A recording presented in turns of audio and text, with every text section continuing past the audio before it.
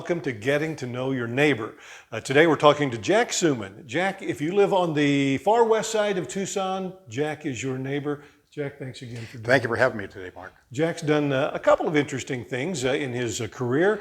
He's worked in radio in numerous capacities as a disc jockey, read the news, voiceover work for commercials. You transitioned into television, but behind the scenes in TV, and we're going to talk a little bit about that a little bit later. But I think what I think and other people think is most fascinating is your photography. First up, how would you describe your photography? A lot of it is taken at night. It's called astrophotography, or wide field astro landscape photography. I go out in the middle of nowhere, in the middle of the night, in the desert, and shoot the night sky with the landscape under the darkest conditions. How did photography cross your radar? How did you get interested? You know, I moved out here back in 1983, and about a year after I moved out here, I got interested in hiking. Yeah. And it's a great place to see the Arizona Territory out here. A couple of years after that, I thought I should buy a camera. I knew virtually nothing about photography. The only cameras we had in our family were point and shoot Instamatic cameras. No controls, no focus, nothing. So I went to a Montgomery Ward store of all places and bought a camera after Christmas time, read the manual, and just got into it that way, fell in love with it. Well, you must have read the manual well, because you say it's astrophotography. I call it wow photography. Thank you for that. That seems to be the first word that comes out of people's mind when they start to see your photographs. Let's take a look at some of these photographs. Okay. When I first got it started, I wanted to do what were called star trails, which is a time lapse of the star movement. It's actually movement of the Earth. It's a reflection of the Earth's rotation in photographs. It looks like the stars are twirling around. And here's an example of that, one of the first pictures I took. Yeah, and this is because of the Earth's rotation. Right, you're not moving, you're not spinning. No, not that I'm aware of. We're all moving right now, well, we're all moving around. But it looks like the stars or something's twirling around, and it's actually a reflection of the Earth's rotation. Then how first did you get interested in shooting celestial photographs like this? I was up on Mount Bigelow in the Santa Catalina Mountains. I was doing some camping up there. I woke up around 4 o'clock, 4:30 in the morning to borrow the bushes. As I got up, the clouds had cleared from a monsoon storm that had been there earlier, and it was moonless, and it was clear, and the stars were so bright, and the Milky Way was so bright, and the sky was so dark. First thing I thought was, wow. Yes. The second thing I thought of is, how do you photograph something like this? So that's how that all got started. And this is one of your not time lapse, but it is kind of a time lapse. Yeah, it's about a 15-minute exposure. Okay, and that's showing oh, look at this one. Now that's one you can really see what looks like the stars spinning. That's about a 90-minute exposure taken at a cabin up in Mount Lemmon. Yeah. This is out in the desert. This one's even more pronounced, yeah. Yeah. And later on, I just wanted to shoot regular stars without them spinning around, because it's just incredible landscape out here to incorporate the night sky. It's something most people never see. Well, and most people look up at the sky, and you're right, we have gorgeous skies here in Arizona, but you can't see this with the naked eye for the most part. You really can't, unless you're away from population centers, and national parks are a great place to shoot things like that. And this obviously is a dead tree with the stars in the background. This was up in the Catalina Mountains after the Aspen fire of 2003. After the leaves had fallen off the tree, you can see the sky behind it. So I was inclined to shoot that. It makes a great picture. Now, I know you take a lot of pictures of the moon, but not just the moon. You use the desert landscape as a backdrop or almost as a prop with your moon photographs. I do. This requires a little bit of moon chasing, knowing where and when the moon is, and also knowing the landscape. And there's all kind of funny things you can do with saguaros in the moon. You have it rising over the national park. This is a crested saguaro. It looks like it's eating the chomping moon. Down on the moon there. This is a picture that's become pretty popular. I call it catching. And it looks exactly like a center fielder putting his big arm up there to make a catch of the baseball. Yes, that's beautiful. It's Arizona's newest cactus league. We had a lunar eclipse back in 2005, and it just happened to be rising in front of a saguaro cactus. So it just looks on another fire. Great use of landscape. So beautiful. Now here's a time lapse shot. How much time between each moon would you say on there? This is a multiple exposure. It's about every 8 minutes apart. That whole thing is about maybe 2.5 hours. 2.5 hours long. So what, every 8 minutes it's taking another I'm taking a picture every 8 Okay. minutes as the moon is changing its phase. Okay. Yeah, again, you can do a lot with the moon the way you do it. Now, I know you go into a lot of desolate areas. I mean, back in the wilderness, and the Chiricahua Mountains seems to be a very picturesque place for a guy like you. It's one of my favorite places. I discovered that about 8 or 9 years after I moved out here. I had heard of the place, but never been there before. And Chiricahua National Monument is in southeast Arizona. It's about a 2-hour drive from Tucson. It's interstate and state highway all the way. And it's known for its what called hoodoos, these standing up rock formations. But it's also known for its incredible night skies. Now these two pictures here show what the rock formations look like when there's a full moon out. Looks like kind of an alien landscape. It looks like another planet, it does. It does, but when you have no moon and it's clear skies, you can see the Milky Way, which is incredibly bright.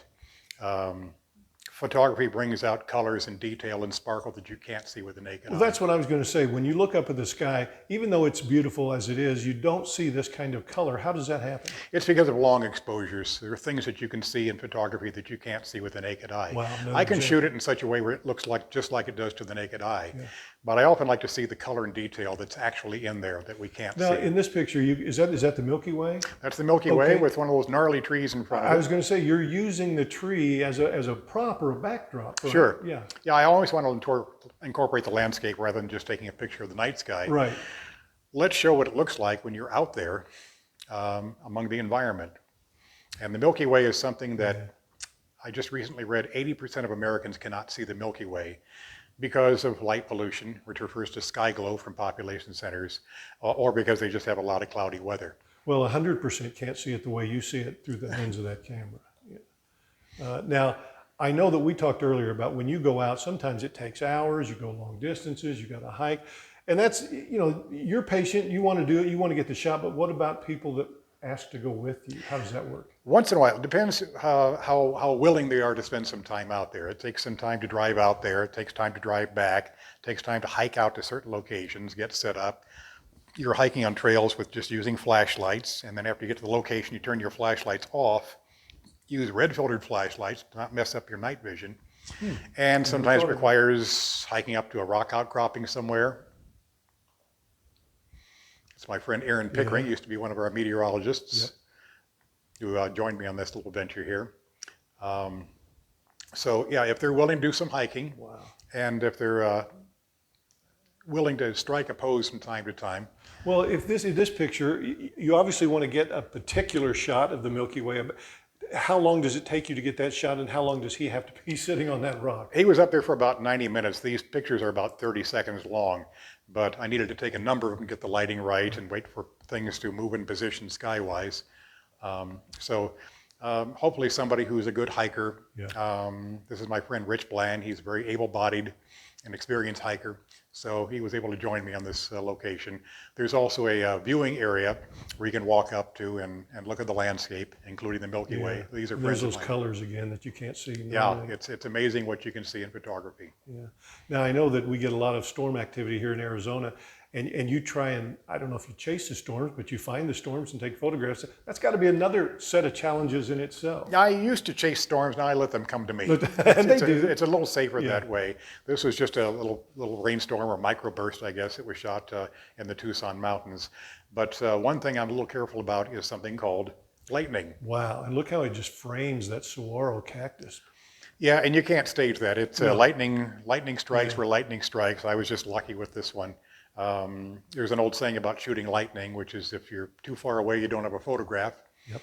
If you're too close, you don't have a photographer. Very good point. Very good to keep that in mind. Look at this one. That is really something. Just numerous bolts. Yeah, that was about a 30-second exposure, just shooting the general direction of the lightning, and it just happened where it happened. Well, that's how I wanted to ask you, when you set up to shoot something like this, do you just have to point your camera and be patient, or is there a particular spot in the sky you look for? You take picture after picture after picture after picture, and as a result, you go delete, delete, delete, delete all the ones that you don't use. Okay. It's a different kind of lightning here. Horizontal lightning, you don't see that very often. Yeah. One of the neat things about the lightning storms we have out here is we see not just clouds lighting up, but dramatic looking, jagged looking bolts. Wow, look at that. I mean, and then not only the lightning, but again, I keep going back to the color The colors, as well. again, colors that you can't see with the naked eye. Yeah. Now, I know that you point your camera up to the stars and the skies at night. and you get your photographs, but are there times when you take a shot and you get home, you go, what is that? I can't identify what that is. Well, in this case, I knew what this was. This is where driving long distances um, makes photography interesting. I knew back in 1997 that the Hale-Bopp comet was going to be making an appearance in the morning sky, almost due east, in early March when it was moonless. And I was trying to think of a location to shoot the Hale-Bopp comet as it was rising in the morning. I was trying to think of landscape in the Tucson area. I was thinking, what's east? What's due east that looked really a distinctive landmark? And then I happened to think about the Mittens. The Mittens are these two butte formations in Monument Valley Tribal Park in the northeast corner of the state. And if you're at the visitor center, I'd been there before, and you're looking due east, that's where you can see the Mittens. So I went to Monument Valley, spent the night there, got up early in the morning, and there was the Hale-Bopp comet. And you won't get that shot again for a while. When is the next time the Hale-Bopp comes? A few thousand years from now. Well, call me and then maybe I'll let hike you know. out I think there it's on a with you. Tuesday. Yeah, it's on a Tuesday. Okay. Now I know that you do hike, you do go out in the middle of the night, but what lengths will you actually go to find the right shot? I think the longest I've driven, and for professional photographers this is nothing because they travel all over the world, but there's a place in northeast Wyoming called Devil's Tower. It's a national monument. It was America's first national monument, established in 1906.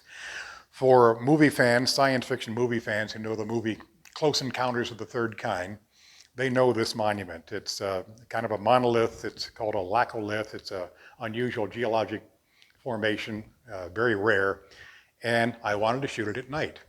So it's about a 19-hour drive from here to Monument Valley. I drove it over 2 days. Wow.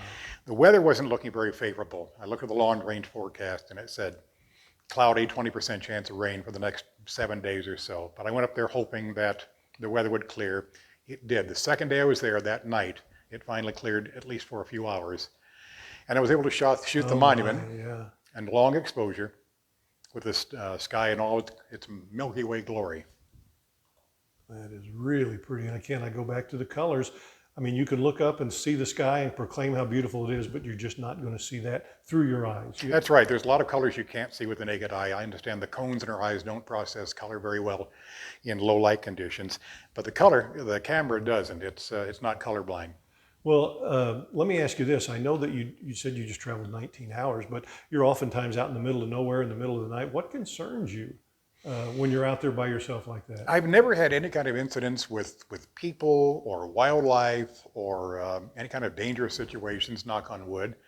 I think the only thing I've ever worried about is doing an all-nighter and, gee, I hope the car starts when I can get back to the parking lot. Because it's a long way to walk to get to a telephone signal where I can call AAA. And you're out there doing what you're doing. You're not obviously causing any kind of trouble or damage. So even the law enforcement would recognize that. I've been stopped a few times by law enforcement. In fact, I'm kind of surprised when I'm not stopped by law enforcement because I'm coming up sometimes from the general direction of Mexico in a van at the time at about 4 o'clock, 4:30 in the morning. Yeah. That can be suspicious. The few times I've been stopped, I've never been asked to get out of the vehicle. I think only once or twice they asked for ID. They never searched the vehicle. I told them what I was doing and they said, have a nice evening, have a nice morning, be careful. Well, and I want to look at some of these other photographs here in just a moment, but I do want to touch on just briefly the other aspects of your life. You worked in radio. How did you get involved in radio? From Peoria, Illinois, by the way. Peoria, Illinois, the longtime home of Caterpillar Tractor Company. I grew up out there. I got in radio, started work there for about 6 years, and I knew somebody who moved to Nashville. And I thought that's a good market size to go to, from the 100th market to I think it was the 30th or 31st market size at the time. Big jump. So I moved to Nashville and worked out there about 7 years. In the last 4 or 5 years, I worked with the General Electric Broadcasting Company. They at the time owned radio stations WSIX, AM and FM, big stations, and a TV station, WNGE Channel 2. Well, I know that you showed me a newspaper clipping some time back. A particular incident happened at the television station you worked at. A little culture shock for me as a Yankee living in the South there. I'd been working for GE for just a few days or a few weeks, and I came in and somebody was talking about the incident that happened the night before. And I asked, what happened the night before? They said, well, the police contacted us and there was a burning cross on the front yard of the TV station. And why was that? Our TV station, which was an ABC affiliate, was re-showing the miniseries Roots from the Alex Haley novel, and someone or individuals apparently had a programming issue with that. There was a federal investigation. Nobody claimed responsibility for it, so I don't know where it went from there. It did make national press because it happened on the grounds of a federally licensed broadcast station. Well, and that might make one want to change locations, and you ended up in Tucson, Arizona. How did that happen? I did. My mom and dad came out here as snowbirds a few winters beforehand, and I'd never been out here before. I was talking to Mom on the phone long distance, and she said she and Dad were going to come out here. And I said, you know, I've never been to Tucson before. Why don't I fly out there? You can pick me up at the airport. We'll spend some time together out here. So I did, and we did, and I fell in love with Tucson before the plane even landed. Yeah. Looking at the mountains, looking at the cactus, and it wasn't a good weather day. It was kind of overcast. It was drizzly. It wasn't exactly a Chamber of Commerce day, but it cleared up later that day, and I knew I had to come back out here. Well, and you worked in radio, which is where I met you. Again, you were a disc jockey. You read the news. You did a lot of commercials. Your voice is if you listen to Jack, you know that he could do those kinds of things. But then after you left radio, you went to television news, but you were behind the scenes in master control. Tell us what does a master control person do? I'd done some TV work in Nashville before. Master control is basically where everything is controlled on the air. All the commercials you see, all the programs you see, all the switching that goes on is done in master control. But I also worked camera in the studio, Yeah. and worked audio in the control room, and worked a little bit in the art department. I wanted to do a little bit of everything. Had your hands on just about every part of making of the newscast that people see on television. Well, you happily retired from that a few years ago, and that gives you more of an opportunity to do your photography. Let's take a look at some more of these photographs. Obviously, this is Halley's Comet again, right? Well, this is the Hale-Bopp comet. Oh, the Hale-Bopp Comet. From 1997. I'm sometimes asked if I've seen anything that I can't explain Right. in the night sky, and so far it hasn't. I can't think of anything I've seen either man-made or natural that I can't explain. In this case, a comet. There was a comet called Neowise. It was in over Tucson just about a year and a half ago, as I recall. See a lot of meteors when you go out to remote locations. This is back out in the Chiricahuas again.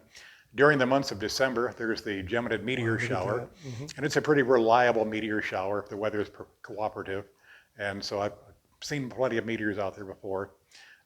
Weather phenomena such as a 22-degree halo. You can See, that's phenomenal. It's a phenomenon.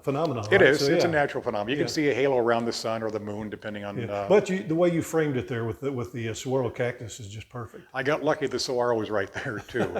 But sometimes there's unnatural phenomena, such as what we can sometimes see Okay, this over is 100 miles away. Yeah. Yeah, this is out of White Sands, New Mexico, as seen from Tucson. This was a contrail from a missile launched early in the morning, around 4:30 in the morning. And again, you got that shot from here in Tucson, but White Sands Missile Range is at least 100 miles away, maybe more. And you were telling me that this was just a surprise. You just happened to be looking up at the night sky. I just happened to be out there, just happened to have the camera on the tripod. I think I was taking some test shots at the time and saw this. I'd heard about contrails before. This was the first time I'd actually seen a missile contrail from Tucson. And so this was a nice surprise. Well, and I know that a lot of people have asked you once they've seen your photographs, can I buy a print of this, or would you sell me that?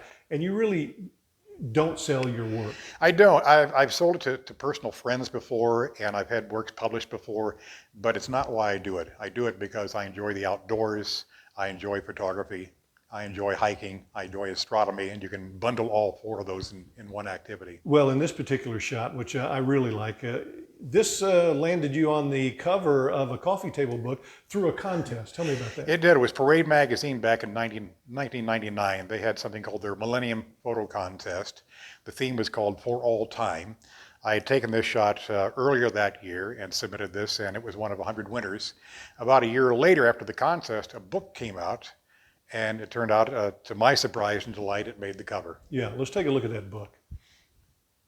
This is the cover of the actual book where all of the people that submitted the photographs who were chosen are inside the book, but you're on the cover of the book. I am. Here's another picture where you're published in a magazine. This was Arizona Highways. It was on their Facebook banner cover that they used. Oh, I see. And I love Arizona Highways magazine. Yes. It's like the National Geographic of Arizona. People subscribe to that from all over the country, actually. They do. I haven't been on the paper pages before, but I've been on a number of their cyber pages.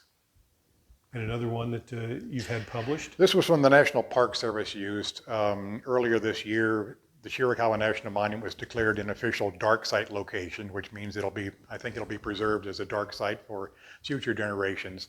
And they used this photograph as part of their press release. And this is back to Arizona Highways again. They used this one time on their Friday Photos feature. And when you say a dark site, it's kind of self-explanatory, but kind of give us an idea of what they're talking It's about. away from sky glow, from light pollution. Yeah. So you go out there, and national parks are a great place to see the night sky because they're away from population centers. Yeah. So when you decide to go out for a photo shoot, like for example, if you've got anything in the future, do you sit down and make a plan and look for the sky and what's going to be in the right position, or do you just say, I think Thursday I'll go? No, usually it's because I'm hiking and I see something, I'm thinking, ooh, that'd make a good shot with the moon, or ooh, that'd make a good shot with the Milky Way. Yeah. And so I know where and when the moon and Milky Way are, so I try to incorporate that way. Okay, I'm a little getting a method to your madness. You're not only looking for the shot, but what will be a backdrop with that shot? Two things you need to know is the night sky, where and when things are, Yeah.